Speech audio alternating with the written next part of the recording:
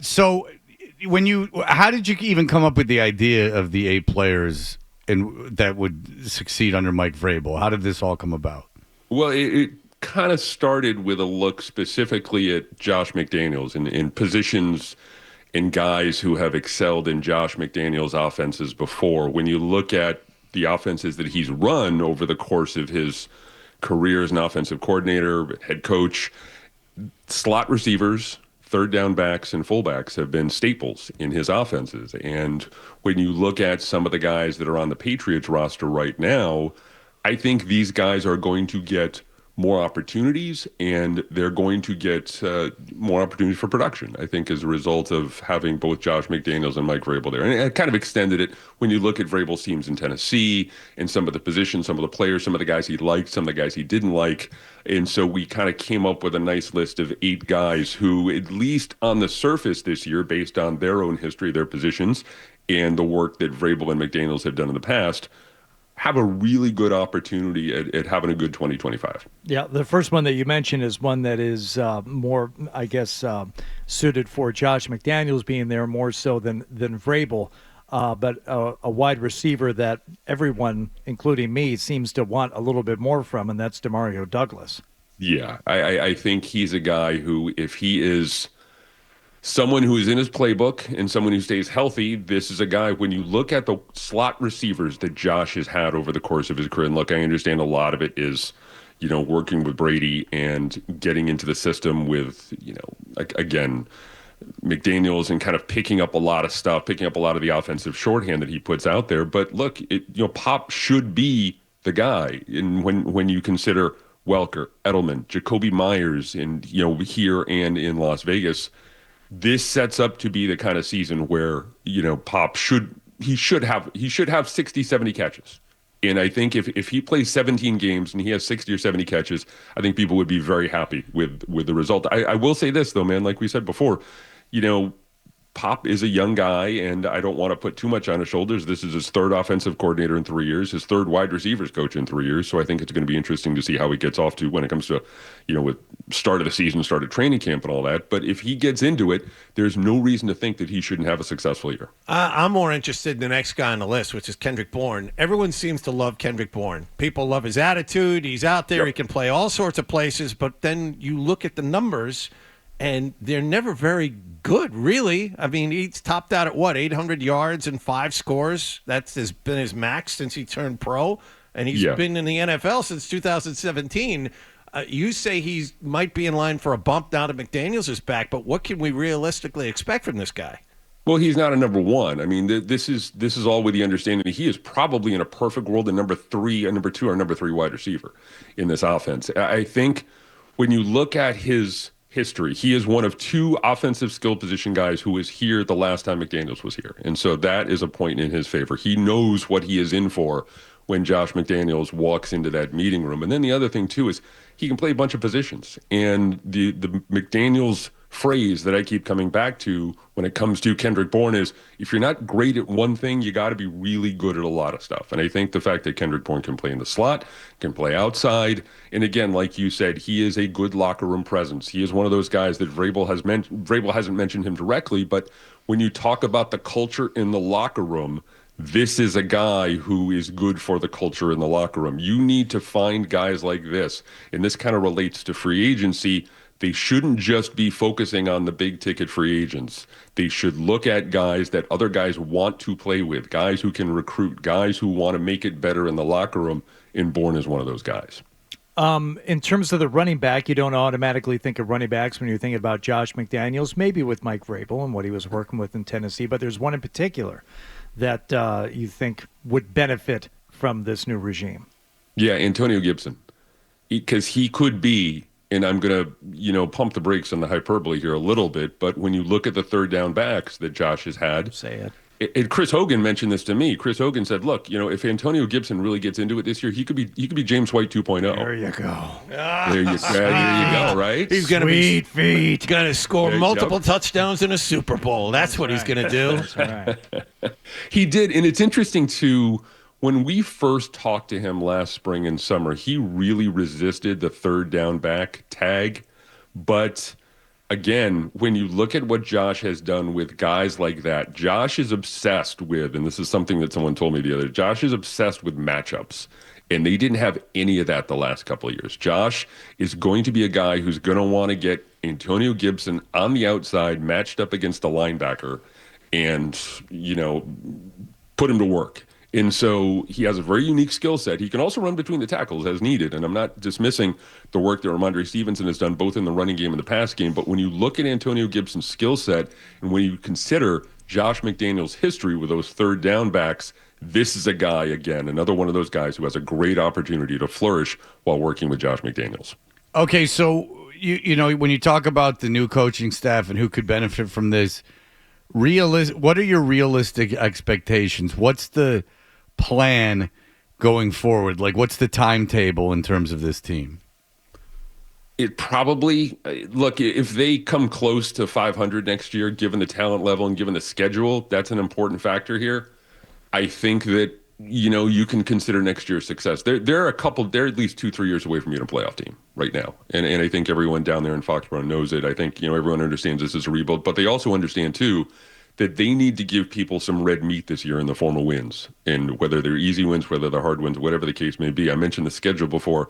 They now, at least when you look at the strength of schedule in the 2024 season, they have one of the easiest schedules of the 2025 year. So I think it's reasonable to expect something in the neighborhood. Again, it depends on how the draft goes and the free agency goes, but I think it's reasonable to expect at least 6-7 wins from this team this year.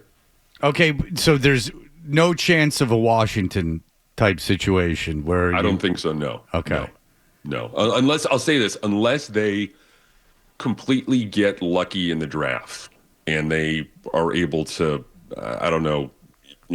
get a number one from the Raiders next year, the year, for number 6. And unless they pull something off in the draft, I don't think that there's going to be an instantaneous turnaround with this team where all of a sudden they go from 4-13 to the playoffs. You need to nail at least one or two of these draft picks and have them start for that to happen, like both tackles, for example. Yeah, We've seen Dallas do it. We've seen the Rams do it. You need something like that. Yeah. Yeah, you do. And I heard you guys talking before I came up with the questions about the tackle. And I talked to Dante Scarnecchia for a story that's up now at bostonglobe.com where he's not sure about taking an offensive tackle at number 4.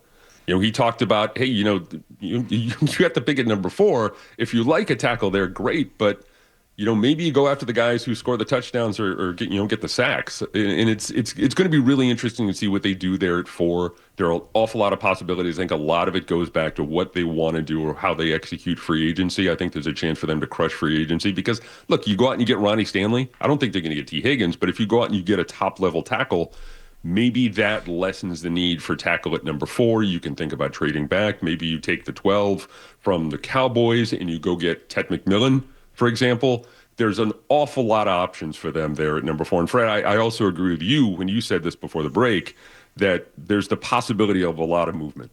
At the combine, the pre-draft process, one of those quarterbacks could jump up the board. It's all still in front of us. Yeah, it just seems like such a weak draft that everything's just kind of guessing right now. After the top 2 or 3, it seems like 4 through 25 you can throw in a hat. Yeah, there are some guys out there who I think are special players. I think Ted McMillan, like I said before, I think if you end up trading down, I wouldn't take him at number 4. But if you get a couple of offensive linemen in free agency that you really like, you can think about making that kind of move. Travis Hunter is obviously a possibility. I think, John Wallach and I can talk about this as old guys who've been around for a while, and Hardy too, I guess. I'm struck by the similarities that might exist, the parallels that might exist between the 93 and 94 drafts for the Patriots and the 2023-2024 drafts if they go out and get Abdul Carter at number 4, if he drops to 4, because they took Willie McGinnis in 1994, a year after they took Drew Bledsoe. They took him at 4, they took Bledsoe at 1, they take May at 3 in 2023, and then they take Abdul Carter at 4 in 2024. Ooh. You kind of get those two foundational elements moving forward. Carter, I watched him in a bowl game. He was amazing. He's a wrecker. He's tremendous. Guy. Yeah, he is. He's tremendous. He's the only. And look, I don't count Travis Hunter as an only defensive guy, but he is the only defensive guy I think if he drops to 4 that you think about. Mason Graham is really good, and I know he's making a push lately. I'm interested to talk to him at the Combine to see what he might think of playing in New England. But Abdul Carter, for me, is head and shoulders above the rest of the class when you're talking about defensive prospects. Yeah, and when you're as bad as the Patriots are and have as many needs as the Patriots are, I wouldn't even worry about redundancy at a position, right? Like outside of quarterback, I would take. Someone gave the example I heard, not on this station, not locally, about Reggie Wayne getting drafted after Marvin Harrison had already been in Indianapolis. Sure. And then they win a Super Bowl, so two guys who might be in the Hall of Fame. So it's just all these drafts have them taking like a tackle. You got to take a tackle at 4, and I know that they have a mock draft to do, and you can't, that's just how you have to do it. But if I'm the Patriots, I don't need to take a tackle at 4. You don't need to. And I can trade down and take it. If I don't believe that this is a tackle that's worthy of a top 10 pick, you don't have to take a tackle just to take because you need a tackle. You need a lot. Difference makers out there. Yeah, it is. But I'll say this too. I caught myself thinking about this the other day. That if you get a healthy Christian Barmore and a plugged-in Keon White. Like if those two guys are ready to go come training camp and you add Abdul Carter to the mix, all of a sudden that front 4 is a lot more terrifying than it was in 2024. Yeah. Yeah. I mean, sure. I think if Abdul Carter's there and you believe that he's one of the top 2 guys in the draft, you absolutely take him. Right. You don't need to get more assets. Best player available regardless of position. If you think he's an immediate impact player, I wouldn't reach for that tackle from LSU either, considering he might wind up being a guard. We've talked about this. Well, it's also. I'll say this. I really like, of all the tackles out there, I really like Will Campbell, and I'm really interested in debating Will Campbell's arm length at the Combine because that's going to be a thing. We talk about quarterbacks and hand size. Will Campbell's arm length is going to be a debate point. Regardless, I think he is going to be a very good offensive lineman league. I think he'd be a reach at 4 for the Patriots, but I think Will Campbell has an awful lot of Logan Mankins in him, and I think that's a good thing, and I think he's poised to have a really long, successful career in the NFL. I just, if Carter is there, if Travis Hunter is there, the Patriots are going to face some questions, depending on who's on the board there at number 4. You think he's a tackle, not a guard?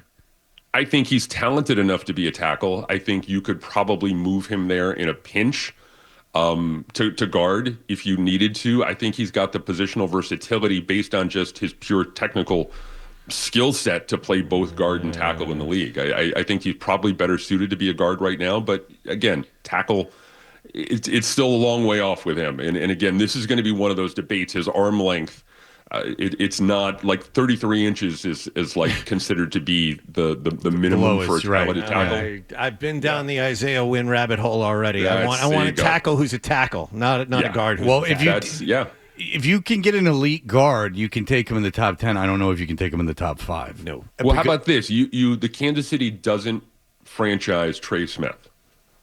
Do you make a run at him as one of your guards?